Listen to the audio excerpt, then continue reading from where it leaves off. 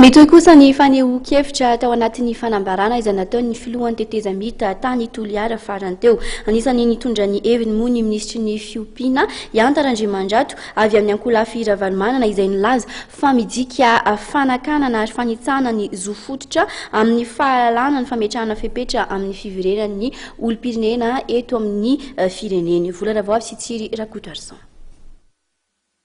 Midika fanakanana ary fanitsahana ny zo fototra amin'ny fahalalana ny fametrahana fepetra amin'ny fiverenan'ny olom-pirenena iray amin'ny fireneny. Io nambara ministry ny fiompiana Iantarandriamandrato raha nilaza ny heviny momba ny fanambarana natao amin'ny filohan'ny tetezamita tany Toliara ny tenany.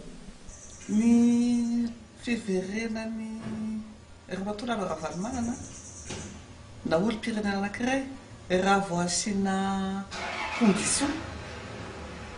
dia efa fanakanana, efa sakana zay amin'ny zoan'ny olona anankiray. Raha ohatra zany ka hoe ny tenako zao ohatra zao any velany ka ny fiverenako aty teneny ny fiverenanao eto dia tsy maintsy zay no makanao,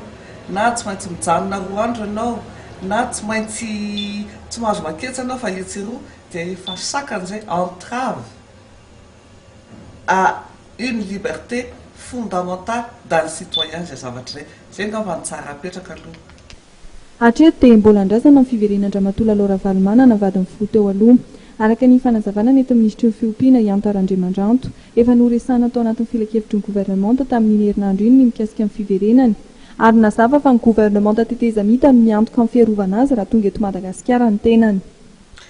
Tamin'ny filakevitry ny gouvernemanta teo aloha tamin'izay nangataka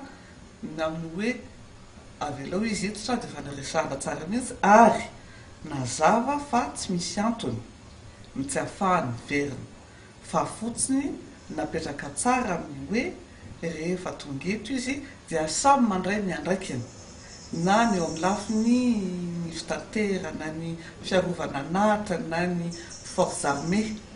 na ny zahay rehetra dia samy mba mandray ny andraikiny amin'ny fahafahany hoe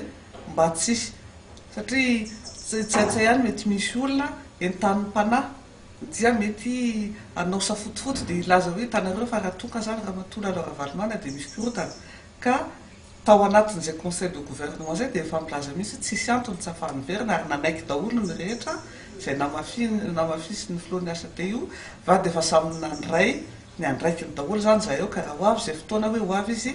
mananteny zay fa andeha amin'ny filaminana sy zotra araky ny tokony izy araky maha-olom-pirenena azy ny fiverenany eto. Marihana fa tsy misy ny filakevitry minisitra tamin'ny herinandro iny sy androany ary hatreto dia mbola tsy misy ny dady ofisialy voafaritra ahatongavan-Ramatoa Ravalomanana.